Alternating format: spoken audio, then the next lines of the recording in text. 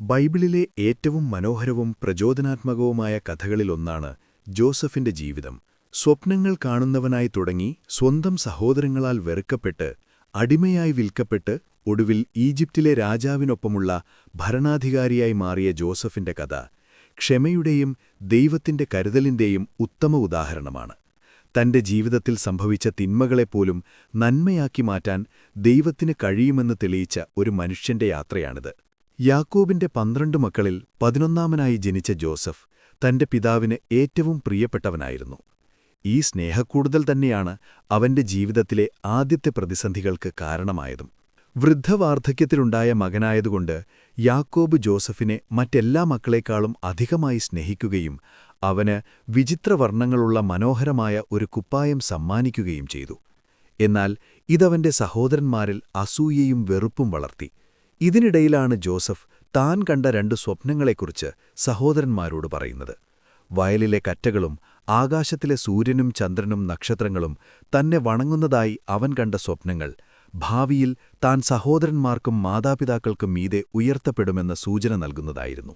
ഇത് സഹോദരന്മാരുടെ വെറുപ്പ് ഇരട്ടിപ്പിച്ചു. ഒരു ദിവസം ആടുകളെ മേയ്ക്കാൻ പോയ സഹോദരന്മാരെ അന്വേഷിച്ചു ചെന്ന ജോസഫിനെ കണ്ട് ഇതാ സ്വപ്നക്കാരൻ വരുന്നു എന്നു പറഞ്ഞ് അവർ അവനെ കൊല്ലാൻ ഗൂഢാലോചന നടത്തി.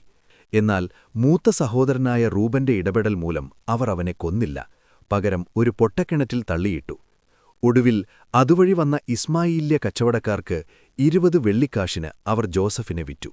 ജോസഫിന്റെ അങ്കി അവർ ഒരു കോലാട്ടിന്റെ രക്തത്തിൽ മുക്കി പിതാവായ യാക്കോബിനെ കാണിച്ചു ജോസഫിനെ ഏതോ കാട്ടുമൃഗം കൊന്നുതിന്നു എന്ന് വിശ്വസിപ്പിച്ചു. യാക്കോബ് തന്റെ പ്രിയപുത്രനെ ഓർത്ത് മാറാത്ത ദുഃഖത്തിലാഴുന്നു. അതേസമയം ജോസഫ് ഈജിപ്തിലെത്തി. അവിടെ ഫറവോയുടെ അംഗരക്ഷകനായ പോത്തിഫർ അവനെ വിലയ്ക്ക് വാങ്ങി. അടിമയായിരുന്നിട്ടും ജോസഫിൽ ദൈവം കൂടെയുണ്ടായിരുന്നതുകൊണ്ട് അവൻ ചെയ്യുന്നതെല്ലാം വിജയമായിത്തീർന്നു. ഇത് കണ്ട പോത്തിഫർ തന്റെ വീട്ടിലെ സകല കാര്യങ്ങളുടെയും ചുമതല ജോസഫിനെ ഏൽപ്പിച്ചു. എന്നാൽ അവിടെയും ജോസഫിനെ കാത്തിരുന്നത് മറ്റൊരു പരീക്ഷണമായിരുന്നു. പോത്തിഫറിന്റെ ഭാര്യ സുന്ദരനായ ജോസഫിൽ മോഹിതയായി അവനെ പാപത്തിലേക്ക് ക്ഷണിച്ചു. ദൈവത്തോടും യജമാനരോടും ഞാൻ എങ്ങനെ ഈ മഹാപാപം ചെയ്യും എന്ന് ചോദിച്ച് അവൻ ആ വശീകരണം നിരസിച്ചു. അപമാനിതയായ ആ സ്ത്രീ ജോസഫ് തന്നെ കടന്നുപിടിക്കാൻ ശ്രമിച്ചു എന്ന് കള്ളം പറയുകയും തൽഫലമായി ജോസഫ് ജയിലിലടയ്ക്കപ്പെടുകയും ചെയ്തു. അടിമത്തത്തിൽ നിന്ന് ജയിലറയിലേക്ക് വീണെങ്കിലും ജോസഫ് തളർന്നില്ല. ജയിലിലും ദൈവം അവനോട് കൂടെയുണ്ടായിരുന്നു. ജയിലർക്ക് ജോസഫിൽ പ്രീതി തോന്നി. ജയിലിലെ കാര്യങ്ങളെല്ലാം അവന്റെ ചുമതലയിലായി. അവിടെ വെച്ച് ഫറവോയുടെ പാനപാത്രവാഹകനും അപ്പക്കാരനും കണ്ട സ്വപ്നങ്ങളുടെ അർത്ഥം ജോസഫ് കൃത്യമായി വ്യാഖ്യാനിച്ചുകൊടുത്തു. പാനപാത്രവാഹകൻ തന്റെ ജോലിയിൽ തിരികെ പ്രവേശിക്കുമെന്നും അപ്പക്കാരൻ വധിക്കപ്പെടുമെന്നും ജോസഫ് പറഞ്ഞു. താൻ മോചിതനാകുമ്പോൾ ജോസഫിന്റെ കാര്യം ഫറവോയോട് പറയണമെന്ന് അവൻ പാനപാത്രവാഹകനോട് അപേക്ഷിച്ചിരുന്നുവെങ്കിലും അയാൾ അത് മറന്നുകളഞ്ഞു. അങ്ങനെ വീണ്ടും 2 വർഷങ്ങൾ ജോസഫ് ജയിലിൽ തന്നെ കിടന്നു. 2 വർഷത്തിനുശേഷം ഈജിപ്തിലെ ഫറവോ വിചിത്രമായ 2 സ്വപ്നങ്ങൾ കണ്ടു. നൈൽ നദിക്കരയിൽ നിന്ന് പുഷ്ടിയുള്ള 7 പശുക്കൾ കയറിവരുന്നതും പിന്നാലെ മെലിഞ്ഞുണങ്ങിയ 7 പശുക്കൾ വന്ന് പുഷ്ടിയുള്ളവയെ തിന്നുന്നതും രാജാവ് കണ്ടു. അതുപോലെ തന്നെ നല്ല 7 കതിരുകളെ ഉണങ്ങിയ 7 കതിരുകൾ വിഴുങ്ങുന്നതായും കണ്ടു. ഈജിപ്തിലെ ജ്ഞാനികൾക്കൊന്നും ഇതിന്റെ അർത്ഥം പറയാൻ കഴിഞ്ഞില്ല. അപ്പോഴാണ് പാനപാത്രവാഹകന് ജോസഫിനെ ഓർമ്മ വന്നത്. ഉടൻ തന്നെ ജോസഫിനെ ജയിലിൽ നിന്ന് വിളിപ്പിച്ചു. ദൈവത്തിന്റെ സഹായത്തോടെ ജോസഫ് ആ സ്വപ്നം വ്യാഖ്യാനിച്ചു. ഈജിപ്തിൽ 7 വർഷം വലിയ സമൃദ്ധിയുണ്ടാകും, എന്നാൽ അത് കഴിഞ്ഞ് അതിഭയങ്കരമായ 7 വർഷം ക്ഷാമം വരും. അതിനാൽ സമൃദ്ധിയുള്ള കാലത്ത് ധാന്യം സംഭരിച്ചുവെക്കണം. ജോസഫിന്റെ ജ്ഞാനം കണ്ട് അത്ഭുതപ്പെട്ട ഫറവോ ദൈവാത്മാവുള്ള ഇവനെപ്പോലെ വേറൊരുത്തനുണ്ടോ എന്ന് ചോദിക്കുകയും ജോസഫിനെ ഈജിപ്തിലെ പ്രധാനമന്ത്രിയായി ഉയർത്തുകയും ചെയ്തു.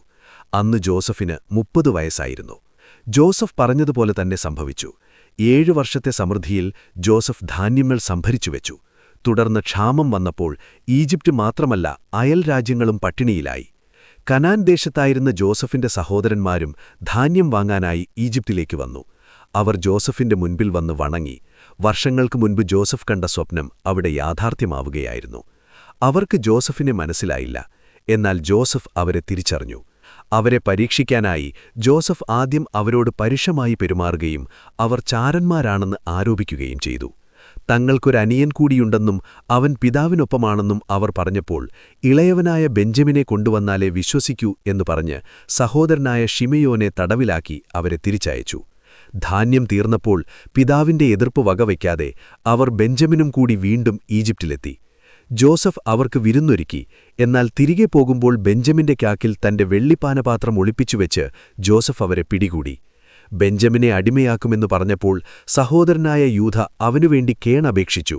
എന്നിട്ട് അവനു പകരം തന്നെ അടിമയാക്കിക്കൊള്ളാം എന്ന് പറഞ്ഞു. സഹോദരന്മാരുടെ മാറ്റം കണ്ട ജോസഫിന് പിന്നീട് പിടിച്ചു നിൽക്കാനായില്ല.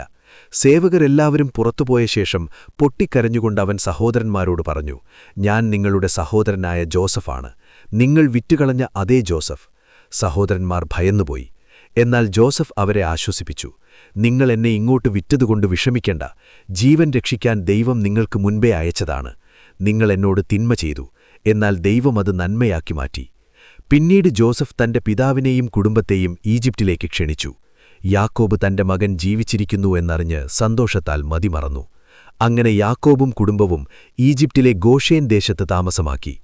വിശ്വസ്തതയുടെയും ക്ഷമയുടെയും മാപ്പുകൊടുക്കലിന്റെയും പ്രതീകമായി ജോസഫിന്റെ ജീവിതം ഇന്നും ചരിത്രത്തിൽ നിലനിൽക്കുന്നു.